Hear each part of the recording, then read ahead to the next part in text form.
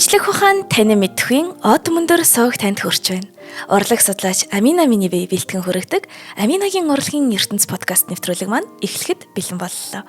Нэвтрүүлэг маань танд YouTube-ийн од мөндөр сууг, NTV телевиз болон од мөндөр радио 83.13 107 хост телефоноор хүрч байна. За тэгэхээр өнөөдрийн бидний зочноор амлсан ясаар би танарт дандаа маш гоё зоч тавьчирч байгаа. Бидний зочноор болохоор интерьер дизайнер, уран зураач, яруу найрагч Орхон Туяа маань оролцож байна. За Орхон Туяа маань л яг одоогоор бол өөрөө яг бидаас шийдвэр гаргаад Дархан хот руу нүүсэн. Дархан хоттой найрамдал номын клуб ажилладаг. Клубээр маш гоё номнуудыг ярьж бас подкаст хөтэлдэг. Yellow гэдэг арт уран зургийн дуулан Yellow Art гэдэг уран зургийн дугуйлан ажилладаг. Тэгэхээр ер нь бол уран зураач, яруу найрагч гэдэг энэ хоёр том салбарыг хослуулж яваа залуухан бүсгүй байна. Өдрийн мэнд. За өдрийн мэнд баярлалаа. За ингээд би подкаста юугаар эхлүүлэх вэ гэхээр та нар ингээд орхны гаднах төрхөнд бити ууртаараа айгүй хөөрхөн юм даруухан харагдаж байгаа биз гэдэг. За ингээд яг энэ манай орхны ингээд үүл гэд гаргасан ном байдгийг. Тэгэд энэ хайку багийн шүлгүүд бас ихтэй тийм романтик маш гоё шүлгүүдтэй. Гэхдээ энэ дунд нь бас нэг их сахилгагүй нэг шүлэг байна. Тийм үү? Тэгээ сахилгагүй нэг шүлгийг би уншиж өгье гэж бодлоо. За. Морь унсан анааш нэг гэдэг шүлэг байна. Зүгээр л хоосон боо үдэж хогийн дуу сонсож хормоогоо дөнгөж хөдөлгөхтүүдий бүжгээс үсээс ихсэрч өмдөө дээгүүрээ эргэлдүүлж орон дээрээ хөвтөө эдлонцын хийсэн ажилгүй. Орчлонгийн тухай айч нэгэх бодолгүй гий үрч лазантаж лазааны мөрөөдөж хог новш дундаа хөглөрч хорвоогийн нэг өдрийг бармаар байрны зээл бохны мөнгө аль аль нь байхгүй бадрангуй залуу хүн оршвэ. За энэ бол манай орхны маань үйл номонд орсон 2023 оны 3 сарын 25-нд бичсэн ийм шилэг байна. Эзнийг нь ингээд зочноор өрөөд авчирлаа. За ер нь орхон тэгвэл сая танилцуулсан шүлгнээсээ эхлээд асууя гэж бодож байна л та. Ер нь яагаад хамгийн анх шүлэг бичих болсон бэ? Ер нь шүлэг бичгээр ямар мэдрэмжүүд төрдөг вэ? Ер нь шүлэг бичих хэцүү юу гэдэг ч юм уу тий. Яруу найрагчийн үед бидэртээ яг энэ шүлэгч яруу найрагч байх замналын тухай хуваалцвал. Анх ер нь бол хүмүүс ингээд бичдэг хүмүүс чинь багасаа бичдэг ч юм уу те хүрэл дуулга тэргээд тэмцээнүүдэд ордог тэргээд ярьдаг шүү дээ. Тэгэнгүүт яг 10 жилд бол надад ямар ч тийм шүлэг бичиж байгаагүй, тийм тэмцээнд уралдаанд ч орж байгаагүй. Тэгээ яг анх бичсэн одоо ингээд санаж байгаа. Sorry. Амар цаас сонсогдоод. Жохон. Тийм үү. Микрофон нөрчлөө. Харуулчих шүү. Татаад. За тэгвэл дахиад эхнээс нь эхэлчих үү? Зүр сая асуултнаас л. За тэгвэл орхон шууд хариултнаас дахиад орчих. Миний дуу юм байна те. За. Одоо гайгүй нөө. За. Эхнээс нь юм уу те? Тийм. Ер нь анх бол яагаад шүлэг бичих болсон тухайнаас гэдэг. 10 жил ч юм уу байхад ямар нэгэн тэмцээн уралдаан тэг хүрэлт болох ч юм уу яруу найргийн юм бичдэг тэр гэж ерөөсөө явдггүй байсан. Бичих тухай бүр зүудлээчгүй явсан. Тэгээд анх яаж эхэлсэн бэ гэсэн чинь шүтэст интерьер дизайнерийн ангид сураад тэгээд эхний 1-2 жилдээ ингээд ер нь зураг зураад тэжгүй аз жаргалтай явж ирсэн. Тэгээ 3-4 дугаар курсээс компьютер дээр зурдаг болоод тэгсэн чинь би яг энэ яг миний хийх юм биш вэ гэж ер нь ойлгосон. Тэгээд нэг их гониг ч юм уу төрөд тэгэл бичиж эхэлсэн. Юм шиг санагддаг шүү. Тэгээд бас нэг юм яг одоо санаж байгаагаар нэг юм момент бас нөлөөлсөн юм шиг. Одоо зохиомжийн хичээл дээр бүх зүйл одоо байгалийн бүх зүйл зөв зохиомжтой байдаг гэд тэгээ ярьдаг шүү. Тэгэнгүүт манай багш ингээд модны мөчрийг ингээд хараарэ. Тэ модны мөчрийн зохиомжийг ингээд харах юм бол маш гоё юм зөв зохиомжтой ийм ижил биш мөртлөө яг ийм зүг байдгаа. Тэгээ би хичээлдээ тараад гарч ирээ модыг ингээ харсан чинь вау гэдэг бодсаах. Тэгээд яг ингээд бодоод тэгээд бүх зүйлийг ингээ ажиглаж эхэлсэн гэх юм уу. Тэгээ алхангаа нар жаргахыг хараад тэгээд ингээд бүх юмыг ингээ ажиглаад яваад гэсэн чинь ер нь ингээд шүлэг юм дотроос ундарч гарч ирж байгаа юм шиг ер нь эхэлсэн. Тэгэхээс ингээл ширээн дээр суугаад бичигээд яг ингэж хичээгээгүй гэх юм уу. Байгалыг ажиглаж хичээл ер нь бичдэг болсон байсан юм шиг санагдтыг. Гэтэ тэр үедээ тэрийг нэг анзаараагүй явж байгаад нэг жилийн дараа жилөө 2 жилийн дараа гинт би ингээд нэг юм зодон хийжсэн юм. 2 хүн хажуугаар зүгээр ингээд өнгөрсөн. Тэг ингээд өөрийнхөө сэтгэлийг ингээд ажигласан чинь айсан ч шинжгүй, шүүмжилсэн ч шинжгүй миний дотор ингээд юм тэр хоёрыг ажиглангаа эндээс юм сэдв байж болох юм ингээд тэр хоёрыг юу сэдв болгож хараад байсан. Тэгэд би гинт энэ сэдв хайх энэ эрэл хайгуул чинь тэр чигтээ ажиглалт юм биш үү гэдэг би яг тэр үед тэрийг ойлгочоод жилөө найзтайгаа яг ярьжсэн. Би ер нь ажиглаж байгаа болохоор л бичдэг юм байна гэд.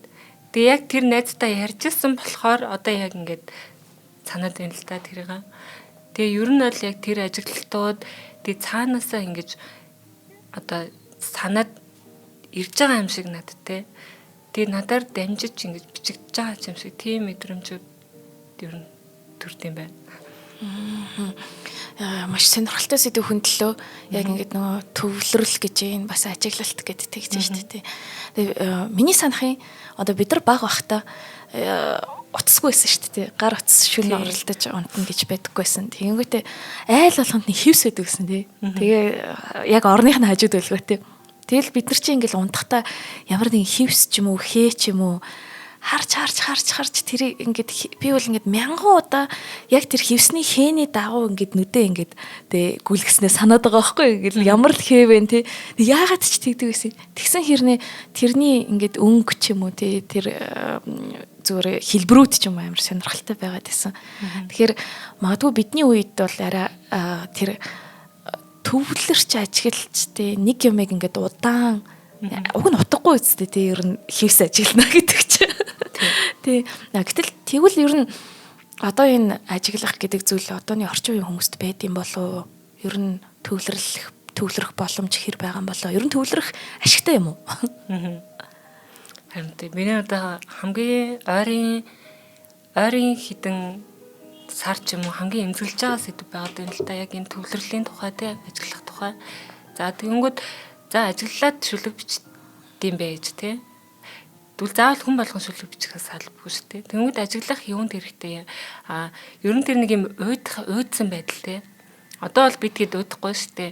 Ямар нэгэн байдлаар банкн дээр очирлал жоохон уйдах голонгод туцаа гаргаж ирэл мэдээ сонсч чинь те янз бүрийн рил стори юу гэдэг юм бүгдийг үзээд тэнгүүд надад ингээд хамгийн эмзэглэж байгаа санагдж байгаа зүйл нь хүний тархинд ч юм уу хүний сүнсэнд ч юм уу хүн дээр нь юм уйдаж суух хэрэгцээ маш их байд юм байна гэж бодоод байгаа юм. Тэнгүүд бид хэдий энэ сошиал ертөнцтэй ийм их нэг толботой өдөр тутамдаа гар утсаа гэрмнээс гаргаж ирээд тархиа ингээд тасралтгүй мэдээлэлээр бөмбөгдөж байгаа үед хүн тэр уйдаж суух гэдэг баг энэ тансаглал болчиход байгаа байхгүй. Энэ тансаглал энэ зүйл байхаан болчиход ирэхээр хүн нэг юм зогсоод өөрийгөө ажиглах те ер нь юу болчихоо гэд. Гэтэ дүүнэлт биш гэх юм уу? Зүгээр л юм ажиглах суух тэр зүйл байхгүй болсон. Тэгмүүд бид нар нөгөө нэг байгальтайгаа ойрхон байх үе те ямар нэгэн сошиал медиа явахгүй одоо 100 жилийн өмнө ч юм уу те хоноо хариулаад ингээд сууж захта байгаль ертөнцтэйгээ нэг болоод ингээд дуусаад тэг яг тэр хэмнэлээр нь ингээд одоо яадаг чинь те нэг юм ертөнцийн нэг юм одоо тэрийг одоо юу гэж хэлэх юм мэдэхгүй байна л да. Энерги хэмнэл гэх юм уу те тэр нь дуусаж ингэж тайвширж тэгэд зогсох тийм боломжууд байсан байна те. Тэгсэн чинь орчин үед болохоор байхгүй. Бидэрт бол за хевс ажигладаг байсан те. Би болохоор хевсийг ингээ ажиглаад тэндээс асар их төрснүүд олж хардаг байсан. Тэгмэд хүний тэр нэг юм юмыг ингээд одоо танин мэдэх хүсэлтэй тэгээд тэр нэг юм уйдас сууж байхдаа утгагүй зүйлсээс ч утгыг ингэж олж харж байгаа тэр ингээд тархины одоо эдсийн тэр нэг юм програмчлж байгаа тэр зүйлүүд ч юм уу ирээдүйн том бүтээл гаргах ч юм уу те ирээдүйн одоо нэг юм бүтээлч байдалд хүнд хэрэгтэй байна гэж бодоод байгаа байхгүй юу. Тэр орон зай тэр уйдас суух орон зай тэр ажиглаад хевсний хээх хамаагүй те ажиглаа сууж байгаа тэр нэг юм чадвар төвчээр ирээдүйн хүний тэр бүтээлч байдал руу чиглүүлдэг юм байна. Тэр утгаараа хамгийн том давуу тал гэх юм уу одоо нэг юм юу сайхан чанар нь тэндээ байд юм байна. Тэгмэд уран бүтээлч хүн ч юм уу яруу найрагч бүх хүн л ер нь бүтээх гэж энэ харууд ирж байгаа шүү тийм. Тэгэнгүүт юу ч гэсэн ер нь тэр хүн чинь өөрөө бүтээгээл амьдралаа бүтээгээ явж байгаа тийм. Тэгэнгүүт тэр зүйл чинь өөрөө тэр өөдөд суухаас эхэлт юм шүү гэж ер нь бодож байгаа гэх юм уу. Гайхалтай. Яг нөгөө эртний грекчүүд бас грекчүүд дундаа афинчүүд бас тэгж үздэг байсан юм билээ нөгөө философи гэдэг чинь өөрөө тий сэц мэргэнд дурлал гэдэг гэж байгаа шүү дээ. Тэгэнгүүт яг үндэ дурлал гэж нэрлсэнд нь би бас гайхаад байсан чинь дурлал нэг бодлоо айгу утгагүй зүйл шүү дээ тий. Тэгээд ихэвчлэн бүтлгүүлээдэг үстэй тий. Тэгэнгүүт сэц мэргэд дурлах гэд философи гэдэг чинь шүү дээ. Тэгэнгүүт афинчүүд болохоор тэр философиг яагаад яг өөрсдийнхөө хөрсөн дээр өөрсдийнхөө тэр соёлын оюуны хөрсөн дээр бий болгосон бэ гэсэн чинь яг энийг нөгөө анги давхаргын нийгэмтэй бас холбож тайлбарлаж болдго юм байл л тий. Язгууртнууд аристократууд бол уйдаж суух завтай байсан. Тэг юмыг бодох завтай байсан тий. Нэг юм ёстой л нэрэ зогсолт хийх гэх юм уу тий. Тэгэд орчин үеийн хүнд бол ер нь ийм зогсолт хийх цаг байхгүй л эргүүлээд энэ маань нөгөө хүн ер нь зогсолт хийж чадахгүй байснараа ямар хор оршигтай болоо. Яг үү ер нь одоо ингэ өглөөнөөс ахуулаад тэг өглөө ажилтай ороо юмтай тийм мэдээлэл аа ийм мэдээлэл аа гэх бид нар ч амар гүүгээд нь шүү дээ. Тэнгүүд эргүүлээд тэр нь нөгөө өөрөө өөрийгөө сонсч чадахгүй болох юм болоо тий ер нь ертөнцийн тухай мэдгүй байх юм болоо гэж бодлоо. Тэр нэг жишээ бодохоор надад яг энэ тухай ойлгомжтой санагдсан. Тэр жишээ нь болохоор гадаа ингээд нэг юм болжмор ч юм уу шуунууд ингээл аз жаргалтай жиргээл ингээд явж байдаг шүү дээ. Тэгмүүд тэднэрт яг бэлдсэн байр байхгүй, тогтсон ажил байхгүй тий. Тэгсэн мөртлөө юун ч санаа зовхгүй ингээл нисч буугаал жиргээл ингээд жаргалтай. Тэгээ бүх юм цаанаасаа ингээд болоод санаа зовхгүй ч гэсэн яжиж байгаа л болоод нэг юм байгалийнхаа хэмнэлээр төрөөл үхэл амьдрал идэл угаал тэгэл явчихна тий. Тэгээд тэднэрт нэг юм яарсан санаа зовсон тийм юм байхгүй байгаа ажиглагдсан гэх юм уу. Тэгэнгүүт бид нар ч гэсэн байгалийн болчмор штэ. Бид нар ч гэсэн жиргэж байгаа штэ. Гэтэ яагаад бид хэд юм ингэж яагаад нэг юм салхин тоогдсон юм шиг тий. Яарад байгаа, хайгаад байгаа юм. Нэг юм юмны хомсдолд орох гэдэг юм шиг тий. Би л ингээд төрүүлж очиод авахгүй бол дуусах гэдэг юм шиг тий. Тийм байгаа юм. Гэ бодонгууд болчмороос л дор юм да гэд бодож байгаа байхгүй. Тэнгүүд хүн тэр зогсоод өөрийгөө ажиглаад зогсоод ингэснээрээ тэр нэм зогсолтгүй урагшил гэдэг тэр их одоо нийгмийн ч юм уу те нэг юм химнэл байгаа дээ шүү дээ. Гэтэ тэр нь байгалийн биш. Нэг юм хиймэл болохоор хүнд хасар их юм айдас, хасар тийм их түгшүүр, стрессийг бий болгоод байна гэж миний бодлоор бодоод байгаа байхгүй. Гэтэ бид нар байгалийн би махан бийтэй те. Тийм учраас зогсоц хийгээд ажигласнараа ер нь тэр болчмор шиг гоёад жаргалтай болох боломжтой болов. Давуу тал нь ер нь тэндээ байгаа юм байна. Яг жинхэнэ өөрийнхөө тэр нэг юм одоо мөн чанараар гэх юм уу те байгальд одоо болчморт бол нэг юм хиймэл дүрсгээл эсвэл карьер хөгөөд байх юм одоо юу аахгүй шүү дээ.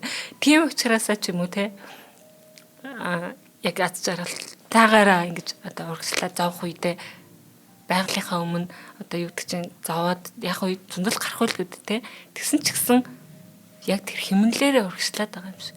Харин хүн болохоор нэг юм комфорт зондоо те байгальтайгаа ингэж одоо холбогдож тэр хатуу ширүүнийг давахч нөхцөл авахгүй бүх юм нэм бэлтгэгдсэн байшин дотор ч юм уу нэг юм бэлэн юмн дээр тэгтээ асар их юм айдас төгшүүртэй санаа зовлттой яах бол тийм тэрнийхэн цаадалд нэг талаасаа зогсож хэрэгтэй нөгөө талаасаа бид хэдэд тэр байгалийн тэр юм нүгүүлэгдээд байгаа юм шиг их санагдаад байгаа. Жишээ нь хөдөөний малчин хүн бол байгалаасаа одоо зуд турхан, салхишуурга, вирус гэл юмнуудыг даваал гараад сэтгэлийн тэнхээ болоод тэрний ардаас асар их юм амьдрах ихтгэлд хүч ч юм уу ирдэг юм шиг те битгий дугуйн саяхан л тэгэл явж исэн шүү дээ.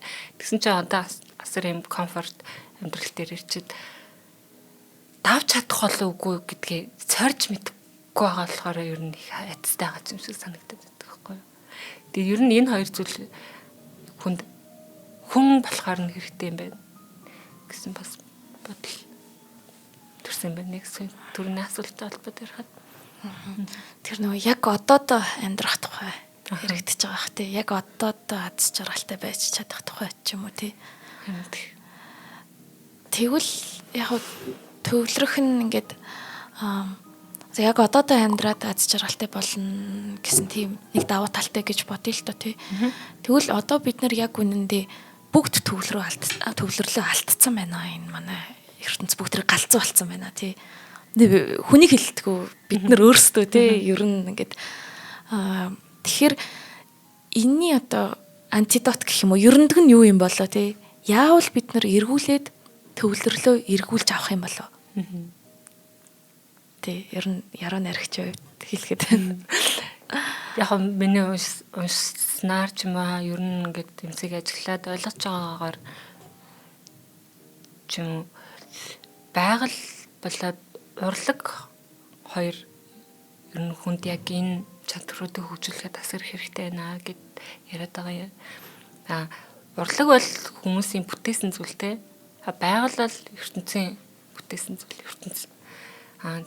Тэгэнгүүт яагаад тэгвэл урлаг эндээ ингээд дүүгээд энэ хоёрыг ингээд хамт ингээд яагаад байгаа юм бэ эхлээд байгаа юм бэ гэд бодонгууд за төрөний ярьсанчлан нөгөө нэг малчин хүн хоноо хариулж явж байгаа нэг сайхан ужирал мэдрэмж ухаарлыг тэр байгалийнхаа хэмнэлээс ч юм уу те цаг агаараасаа ч юм уу юунаас ч тэр төвчээрийг ч юм уу ингээд сурж байгаа те. Тэгэнгүүт урлаг болохоор хүнд асуулт өгч байгаа байхгүй юу. Тэгээ хүн тэр урлагийн тэр одоо тэр асуултаар ч юм уу асуулт тэр урлаг хүнд тэр нэг юм мэдрэмжэн дээрээ эргэж ирэхийг ингэж одоо харуулт мэдрүүлж байгаа гэх юм уу. Урлагийг хүн сонсч болж байна, харж болж байна, тийм мэдэрч болж байна. Тэгэнгүүт хүн тэр асар их яарад тэгж ингээд явж байхдаа зөвхөн бүх ингээд хүний одоо зүйл зөвхөн тархин дээр ирчихэж байгаа байхгүй бүх ухамсар ч юм уу те фокус одоо нэг анхаарал тархин тэгвэл тарих тасралтгүй ингэх хэвээр тэгэх хэвээр хэдэн цагт тийм юмтай ийм юм хийх хэвээр ийм юм олох хэвээр гэж явчихдаг. Тэгэнгүүт мэдрэмж яадаг вэ гэхээр яг тэр хүн тэр мэдрэмжээ урлагаас бас эргүүлдэлээд оолох боломжтой байна. Сайхан уран зураг хараад, сайхан хөгжим сонсоод тий. Би энэ зургийг хараад би ийм юм мэдэрлээ гэж хүн ярьдаг шүү тий. Тэгээс би энэ уран зургийг хараад би нэг тэдэн төрхтэй болъё гэсэн надад хүсэл зорилго төртөмөрлөө гэж ярьдаг үстэй. Тэгэхээр тэр урлагаар дамжуул тэр мэдрэмжийг сэрээд юм байна. Нөгөө талаас байгалаар дамжуулж хүн тэр мэдрэмжээ сэрээд юм байна гэсэн бодол төрж байгаа. Тэрний ар дээрээс тэгтээ хүн тэр урлагийг ч юм уу байгалыг мэдэрч явах явцтай яг одоо цагт байгаа байхгүй. Яг одоо цаг дээрээ ажиллаж явах явцад хүн ер нь тэрийг мэдрэх боломжтой юм. Тийм тэр утгаараа ер нь хамгийн одоо хэрэгтэй зүйл. Тэгвэл уран зураг, яруу найраг за тэгвэл ер нь уран зураг хөгжим энтриг бол бид ингээд ерөөхдөө нэг нь харааны урлаг байна, тийм нөгөөдг нь сонсох урлаг байна. Гэтэл яруу найраг гэдэг нь өөрөө үгтэй урлаг байгаад байдаг шүү дээ. Тэгэхээр яруу найрагаар дамжуулаад бид нар одоо энэ хорвоо ертөнцийг анзаарч тий одоо ер нь болох болов. Миний бодлоор болоолах шүү дээ. Тий ер нь яруу найргийн хэрвээ жишээ ярил тий ер нь яг өөрт чинь тохиолдсон ч юм уу тий яг дэлгэрүүлвэл ер нь яруу найраг унших хэрэгтэй юм уу? Одоо яг ингээд надад бол ингээд үргэлжсэн зохиол амар сонирхолтой байдаг байхгүй тий. Тэгвэл яруу найргийн код би яг таны номоор ингээд хамгийн мэдээж аюур зан үлзий төгс одоо Монголын бүр дээр үесэ чайном гэдэг ч юм ингээд уншижсэн яруу найрагчд байгаа л да тий.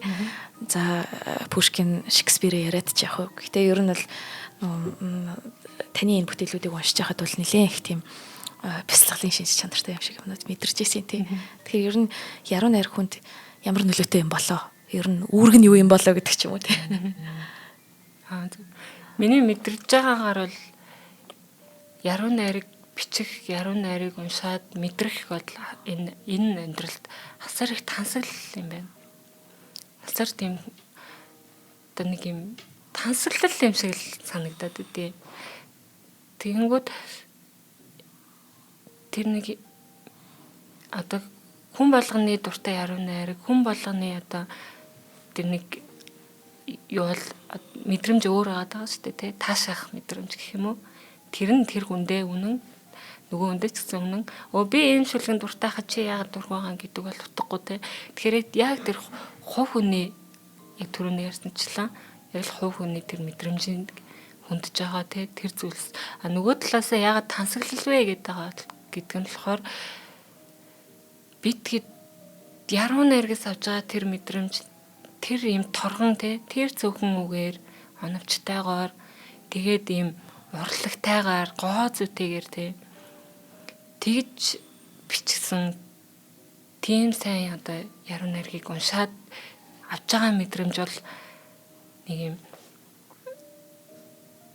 маш торгон ханаас ч ингэж ирээд олоод яг юм гэд хэлчих болохооргүй тэр мэдрэмжийг авж байгаагаараа ер нь сайхан зүйл юм болов. Тэгээ нөгөө талаасаа яруу найрагч өөрөө янз бүр байгаа тий маш гоё жаргалтай, золонтой гэд тэр үе болгон дээрээ тэгээ хүний насны бас онцлог одоо хүн ингээд уншсан одоо тэр тухайн цаг мөчтэй тэр уншиж байгаа яруу найргийг хараад хүн мэдрээд яг нэг юм хэлгээд хэлж чадаагүй зүйл юм ч юм уу тий мэдрээд байсан мөртлөө илэрхийлж чадаагүй тэр зүйлийг ингээд гаргаад ирээд бичсэн байгааг уншаад мэдэрж байгаа тэр догтлол тэр мэдрэмж магадгүй хүний ингээд арай мэдэрж амжаагүй байсан зүйлийг ч юм уу ингээд мэдрүүлж байгаа ч юм. Тэр утгаараа ер нь надад л тэр утгаараа л сайхан санагдаад тий. Ийм одоо тансаглаж байна да яруу найрыг уншаад ингээд амтэрч байна. Ямар сайхан сайхан амтрагт вэ гэж жаргаал тийм л мэдрэмж байгаа. Гэтэ яг одоо голын алж хэлж чадж байна уу гэдг нь тойрол хадах шиг. Яг энэ жоохон хэцүү нарийн одоо мэрэгжлийн асуулт байж магадгүй. Гэтэ яг одоо та өөрийнх нь туршлагыг хуваалцаарай. Тийм.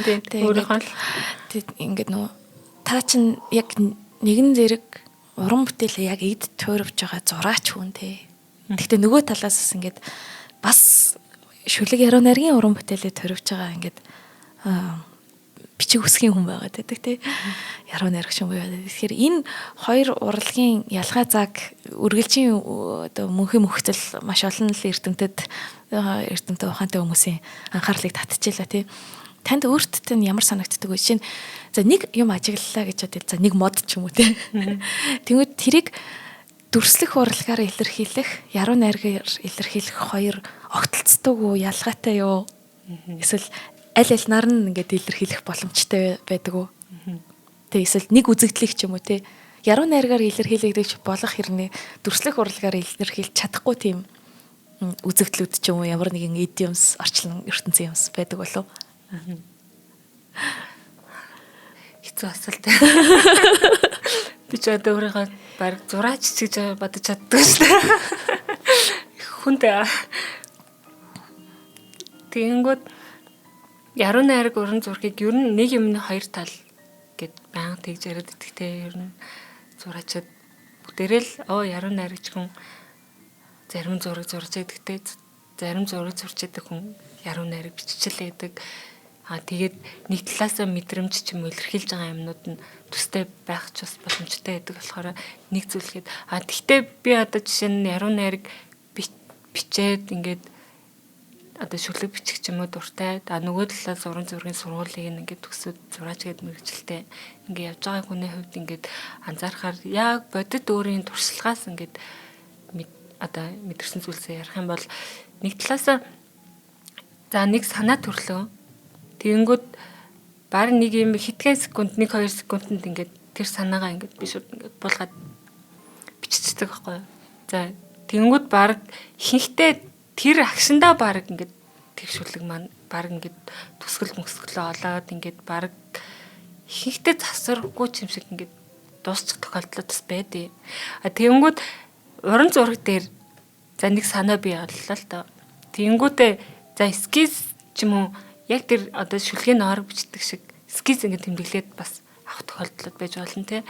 Тэгсний дараа том холстон дээр ч юм уу эсвэл тэрийг ингээд бүтээл болгоё гэхэд яг тэр нэг юм 2 секундэд шүлэг бичиж болдог шиг тэр 2 секундын зураач зураг зурхад миний хувьд л та асар их тийм одоо мастер болох зураач зураг дээрээ одоо хэдэн жил чинь те олон жил тасралтгүй ингээд ажиллах нэг юм тийм одоо юу хэрэгтэй юм шиг санагддаг гэх юм уу. Тэр утгаараа илэрхийлж байгаа санаа сэтэл одоо тэр төрж байгаа мэдрэмж нь адилхан байж болох ч гэсэн үгээр цаасан дээр буулгах зургаар буулгах хоёрын тэр одоо юу нь өөр юм бэ? Цаг хугацаа ч юм уу арай өөр юм байна л гэж бодсон. Гэхдээ маш тийм одоо зөрөгтэй абстракт зургийн зураач бол магадгүй 2 секундэд шингээд цацаад зурчиж бас болох л ах те. Гэтэ яг зурган дээр болохоор миний ханддаг хандлага болохоор арай өөр. Би болохоор нэг юм системтэй, схемтэй ч юм уу тиймэрхүү одоо зураг зурхыг ер нь одоо надад тохирох юм байна гэж бодоод идэв. Тэгэж зурхын тулд за санаа байсан ч гэсэн жоохон бодох те хугацаа тэрийг боловсруулах тархины нэг юм үйл ажиллагаа нэмэгдээд байх шиг санагдаад байна. Тэгэхээр тэр бол хүн болгонд л өөрөөр байдаг байх гэж бодож байна. За тэгэхээр хоёлаа хүн яг юм ажиглалт төвлөрөлт яг одоодоо байх гэх мэтчлэн юм сэдвүүдийг хөндлөө тий.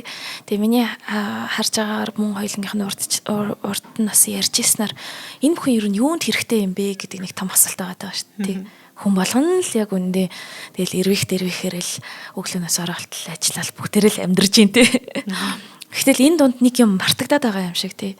Энэ нь болохоор хоёлынгийнх нь урд нь ярьжсэн үү. Хүний өөрийнх нь ертөнц юм шиг тий. Ер нь тэгвэл хүний ертөнц гэж юу вэ? Тий. Орхон тоя яруу найрагчийн хувьд одоо хэрхэн яаж ертөнцөө бүрдүүлдэг вэ? Ер нь тий ертөнцийн талаар нь илүүтэй ярил. За ертөнц би өөрийгөө миний ертөнц гэж одоо төсөөлөхөөр надад илүү ойлгомжтой байдаг гэх юм уу би тэг миний амьдрал тэгээд энэ тоолж байгаа ингээд юмнууд өглөө болгон сэрхтээ би ертөнцөө тэлэх гэж босч ирж байна. Юу ч болсон байсан. Тэр нэг юм миний ертөнцид нэг өдрөөр ингээд тэлэгдээд байгаа юм шиг. Муу юм болсон байсан ч муу зүйлээр тэлэгдээд, сайн юм болсон байсан сайн зүйлээр тэлэгдээд. Гэхдээ муу зүйлээр тэлэгдэн гэдэг нь муу мухай гэсэн утгатай биш. Тэр одоо зовлон ч юм уу, бэрхшээл ч юм уу тэрийг давж гарсан тэр хүчээр тэлэгдээд тэрийг давж гарсны дараа ухаарж байгаа ухаарлаар нь тэлэгдээд байгаа юм шиг.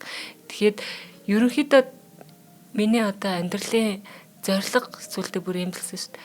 Энэ одоо хязгаартай те энэ ертөнцөө төрөөд өгөхийн энэ хоорондох энэ богинохоо энэ хугацаанд энэ хязгааргүй удам ертөнцтэй аль болохоор төхүүлэх ийм зорилго өртөд тавьсан гэх юм уу.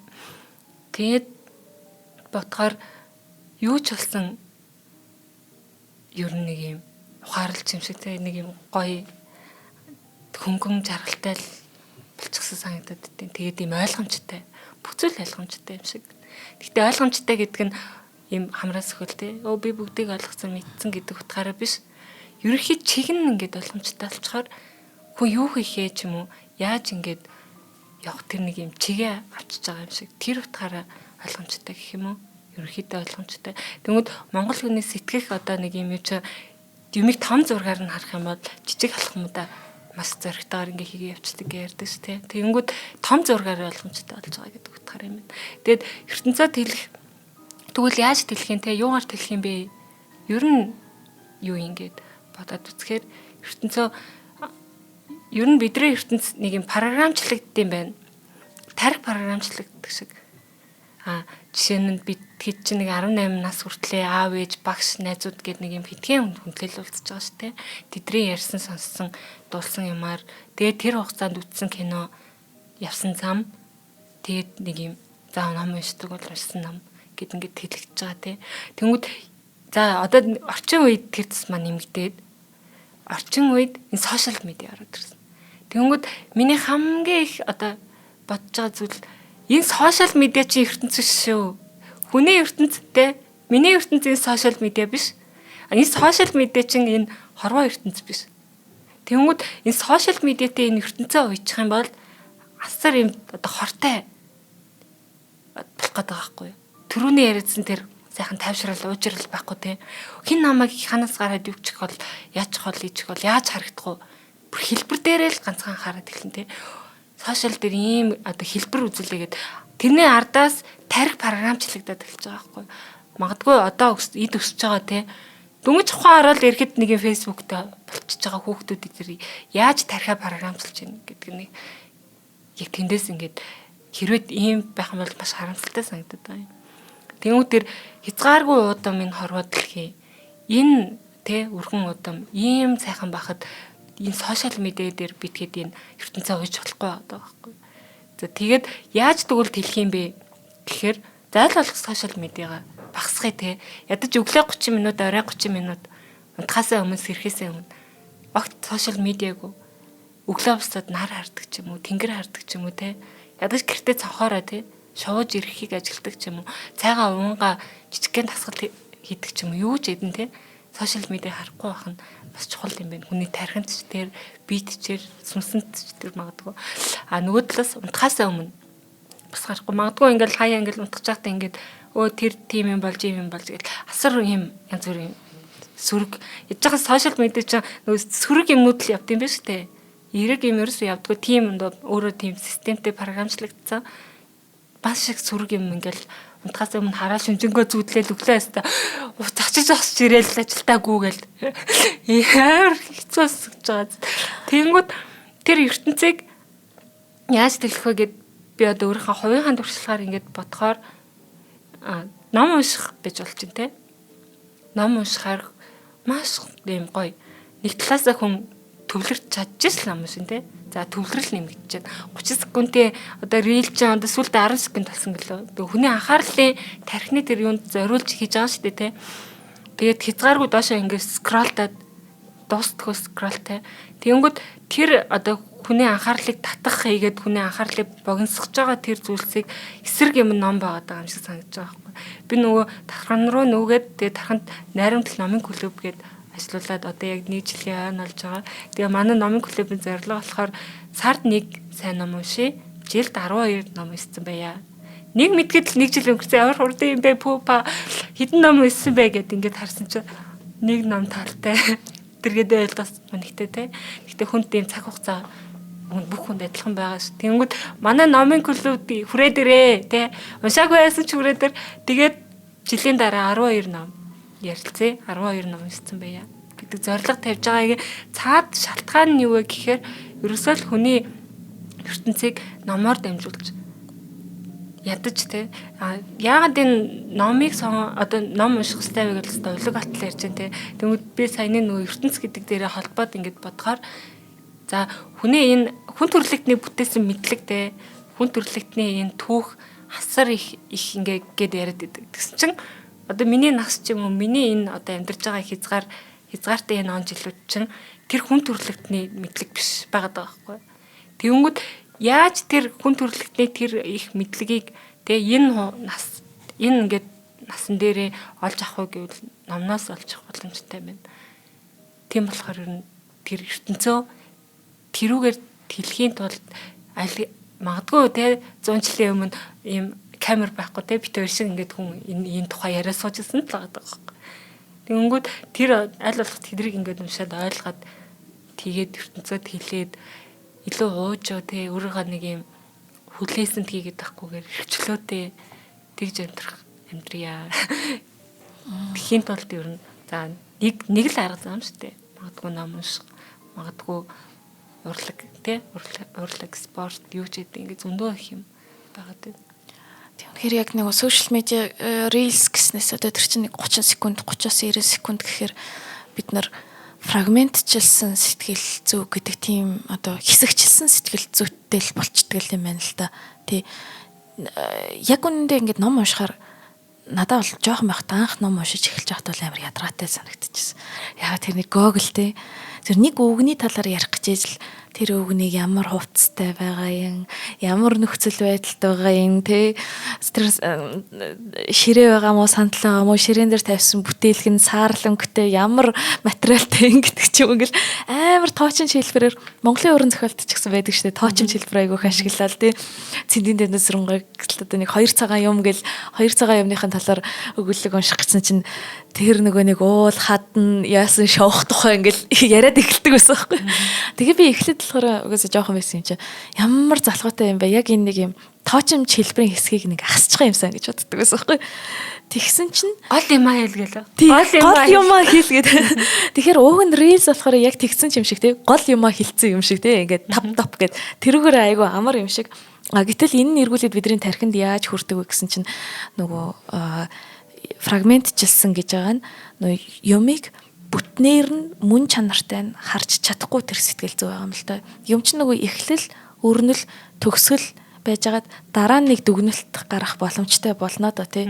Тэнгүүд бид нар өөрөө өөрсдөө ямар ч мэдрэмж ч өгч чадхааргүй, дүгнэлт ч өгч чадхааргүй зүгээр л нөгөө ингэдэг нэг юм тап гэсэн өөрөөр хэлбэл хүний дүгнэлтүүдийг аль хэдийн одоо хүний мэдрэмжүүдийг аль хэдийн тэр reels-нээс ингэ бэлэн аваад байгаа юм шиг тий. Тэр нь нөгөө жишээ нь бас яруу найраг тэрүүгээр гоё юм шиг санагддаг шүү дээ. Ингээд хүн болгон адилхан л нэг л уран зураг үзэж нэг л яруу найраг шүлэг уншиж байгаа хэрнээ авж байгаа мэдрэмж нь өөрөөх нь туршлагаас шалтгаалаад ингээ айгу өөр байдаг шүү дээ.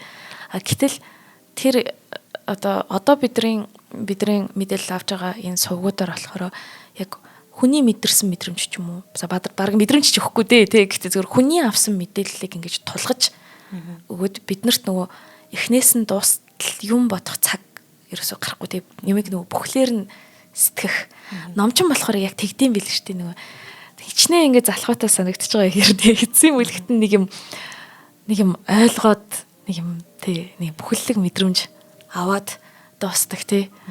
Тэгэхээр нөгөө хоёулынх нь ярьсан төвлөрөл гэдэгт их хэрэгтэй юм шиг. Тэгэхээр ер нь энэ төвлөрлийг яаж одоо за бид нар ном уншихны арга байна тий. Бүр ном уншиж чаддаггүй л яах вэ гэдэг. Тэгээ ер нь ингээд төвлөрөл ч юм уу одоо өөрийгөө анзаарах ч юм уу одоо саяны бидний ярьж байгаа зүйлсд хүрэх тийм арга байдсан болов. Тий. Надад нэг юм хамгийн хэрэг болсон нэг арга байдیں۔ Тэр болохоор Kusanagi Rushin гээд Япон зингийн ламын бичсэн хариу үлдэхгүй дадал гээд номыг Томьёо Боди орчуулад гаргасан байдаг. Тэгээд тэр номон дээр нэг юм арга өгдөө. Яг зингийн одоо арга юм шиг байгаа юм. За тэрэн дээр болохоор нэг юм дасгал гэх юм уу? За нүдэн анаад за одоо чи нүдэн анаад төсөөлөөрэй заяа. За өглөө идсэн юмаа төсөөлөөрэй. За нэг юу гэдэг чинь те сүдэ будаа ч юм яг чиний урдталтай байна гэд ундагч гэдэг юм. Ням. За тэгээд нүдэн нээгээд за ширээн дээр чинь байна уу харна. Байхгүй те. За тэр лам болохоор яг энэ дээрээс хүний хадуурлын тухай тайлбарлаад тэгээ хадуурлаа анзаараад ажилласнаар хүн одоо цагаа мэдрэх боломжтой гэж байгаа. Яагаад вэ гэхээр за өглөө идсэн юм ширээн дээр байна гэж төсөөлж जैन те. За энэ ингээд байгаа юм шиг. За тэгээд ингээд нүдэн нэг харсан ч байхгүй. Тэнгүүд бидний тархин дотор яваад идэг бодол байгаа штэ. Бодол чинь хадуурал явчдээс заримдаа. Тэгтээ гараал тэгсэн чинь тэгээд тэгчүүл яана. Тэгэл ингээл зүрхэнд дэсэл эхэлдэг те. Тэгсэн чинь тэгчүүл яана гэдгээ хүн анзаардгүй байгаа байхгүй. Тэгсэн юм шигээр бие хүлээж аваад тэгэл тгээ явцдаг. Эсвэл өнгөрснөө бодвол те. Өстой 3 жилийн өмнө тэгэхэд тэгжүүлээ. Ингээл бодоол шүн нойр нүрхгүй. Зочиж босч ирдэг юм. Яадаг чинь те. Тэнгүүд хүн тэр үед нь яг тэр нөгөө нэг эн чинь нөгөө миний төсөөлөд байсан нөгөө ширээн дээр идэг өглөөний цай штэ. Энэ ингээд нүдэнийг харах байхгүй штэ. Энд хаач байхгүй те. гэд тэр хадуурсан их энэ бодлоо зогсоогоод барьж аваад ажиглаад тэгээд яг ингээд тэр яг одоо хаана байгаа юм те тэр өрөөгөө ингээд харна. Яг энэ нүднийхаа яг энэ торговч бүрхүүлээрээ ингээд харна гэж байгаа юм. Тэгэнгүүт чиний тэр санаа зовоод байгаа юм энэ дотор чиний тэр бодоод байгаа те тэр айдас тэр ингээд юмнууч байгаа мó байхгүй. Энэ бол одоо шүү дээ. Энэ бол яг одоо. Тэгээд энийг ингээд бодонгууд хүнд ингээд янз бүрийн төгшөр айдас зөндөл юм байгаа шүү дээ те. Тийм юм төрөөл ингээд эхлэнгүүт л шууд ингээд барьж аваад өө би хадуурах гэдэг шүү те. Хүний тарих нэг юм дүгнэлтэн тасрах дуртай. Тэгээд тэр хадуурсан бодол ханаас чи ирээл явж байгаа л дүгнэлт хийж дуусгах гэдэг. Гэтэ тэр дүгнэлт тархины л үйлдвэрлэж байгаа тэр нэг юм бидний тарих програмчлагдсан тэр зүйл болохоос ш бодит зүйл биш байгаа даа.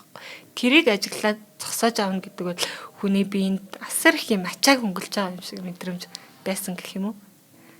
Тэгэхээр энэ аргыг ер нь ашиглаж би ер нь ингээд тэр нэг юм хадуурлаасаа салаад тэг яг одоо тэр нэг юм ажиглах тий тэр хүчийг олж авч байгаа юм. Энэ тэгээд маш гоё санагдсан. Ёо яг маргааш айгүй хэцүү уулзалттай байгааг ч хэлэхгүй. Айгүй хэцүү байгаад исэн чинь баярлалаа ямар гоё юм би нэр бүгд дээр сонсогчдоо бас торшоод үзмээр юм байна. Тэр ч одоо дадал тий болгомоор юм байна тий. Энийг бол за ингээд ер нь подкастын маань цаг маань дуусч байна. Тэгээд ер нь яг багш хүний хувьд бас асуухад тий одоо шинэхэн багш хүний хувьд асуухад тий ер нь хүүхдүүдэд хамгийн түрүүнд юу заахыг хүсдэг вэ тий магадгүй одоо орчин үеийн хүүхдүүд чинь түрүүн хэлсэнчлэн бүгдээрээ л Facebook дээр мета ертөнцид ингээ өсөж байгаа тий чат GPT-тэй тий шал өөр байгаа. Яг ийм нөхцөл байдалд ер нь юу өгч чадах вэ хүүхдүүдэд тий энэ тухай би бас нэлээд бодсон юм аа. Тэгээд яг за дүгнэлтээ л хэлж процесс юм биш. Дүгнээд ботход нэг талаасаа хүүхэд гэдэг бол маш цэвэр гэдээ ярьж байгаа шүү дээ. Цэвэртэй нэг юм бурханлаг санагддаг гэх юм уу надад. Маш юм зураг зурсан ч цаанаасаа ингээл онгодтой байдаг ч юм уу те.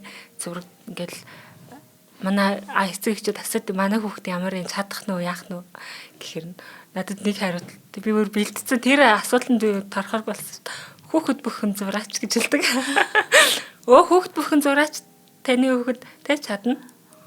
Тэрний ардаас за яг юу заах юм бэ гингүүд зургаар дамжуулж төвлөрхийг зургаар дамжуулт хорвоодлохыг ажиглахыг өөрийгөө анзаарахыг яг тэр процесс хүүхдэд ингээ яваад байгаа байхгүй тархинд нь зурангаа тий сууд зураач болох гээд ч юм уу ямар нэг үзэсгэлэнт бэлдээд ч юм уу ямар нэг үр дүн төрөх гээд байгаа зүйл биш а зураг зурж байгаагаараа тэр хүүхэд тэр тархинд нь ирээдүйн тэр бүтээл гарахт нь тий ирээдүйн бүтээлж байд.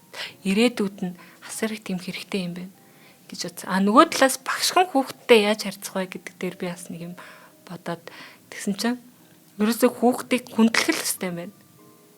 Би нэг дээрээс те багш гэж харьцаал хүүхдэн доороос багшаа гэд тэгээд авах ш харилцан хүндлэл үжиж би биендээ юм өгч алдсан юм байна гэсэн бас мэдрэмж төрж байгаа юм. Шинэхэн багшийн хувьд ажилласан юмнууд гэх юм бол зургийн дугаалan дээрээ ер нь иймэрхүү байна. За маш их баярлалаа. Ер нь бол энэ подкаст нөө би чи их тийм яаруу хүн манай орхон тоё манай болохоор сая яг үнэхээр юм яг ярьж байгаа төвлөрөл гэсэн тэр сэдв шигээ яруу найраг шигээ их гоё бяцлаглалын шинж чанартай тийм подкаст боллоо гэж санагдлаа. Тэгээд маш олон гоё суралцах зүйлстэй байлаа. Маш их баярлалаа. Баярлалаа. За ингээд урлаг судлаач Амина миний бие бэлтгэн хүргэдэг Аминагийн урлагийн ертөнц подкаст нэвтрүүлэг маань та бүхэнд хүрлээ. Шинжлэх ухаан танин мэдхүйн од мөндөр сувг маань танд YouTube-ийн од мөндөр сувг, NTV телевиз болон од мөндөр радио 83.3 107 хос долгионоор хүрлээ. Өнөөдрийн бидний зочноор интерьер дизайнер, уран зураач, яруу найрагч Орхон Туяа маань оролцлоо. Маш их баярлалаа. За баярлалаа.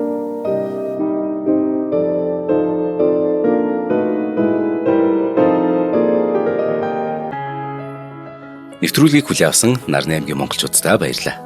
Од мөндөр сувг нь энэ мэдчлэн таны мэдхүй мянган нэвтрүүлгийг 2026 оны 7 сарын 1 хүртэл та бүхэндээ хүргэх юм. Их хэлээрээ шинжлэх ухаан танин мэдхүйг түгээхийн үлсэд нэгтгэх хүсвэл та бидэнд хандив өгөх боломжтой. Жилдээ ганцхан удаа 100,000 төгрөгөөр биднийг дэмжснээр шинжлэх ухаан танин мэдхүйг түгээх энэ үйл хэрэг амжилттай үргэлжлэх юм. Од мөндөр нэр дээрх Худалдаа хөгжлийн банкны дансгаа 4191 Тэг 4518. Та 100,000 төгрөгөөр шилжүүлэхдээ гүйлгээний утга дээр нь өөрийн нэр болон утасны дугаараа заавал бичээрэй. 100,000 төгрөг хандалснаар Од мөндөр сувгийн алтан гишүүн болох юм а. Шинжлэх ухаан танин мэдхгүй Монголд ялах болтугай.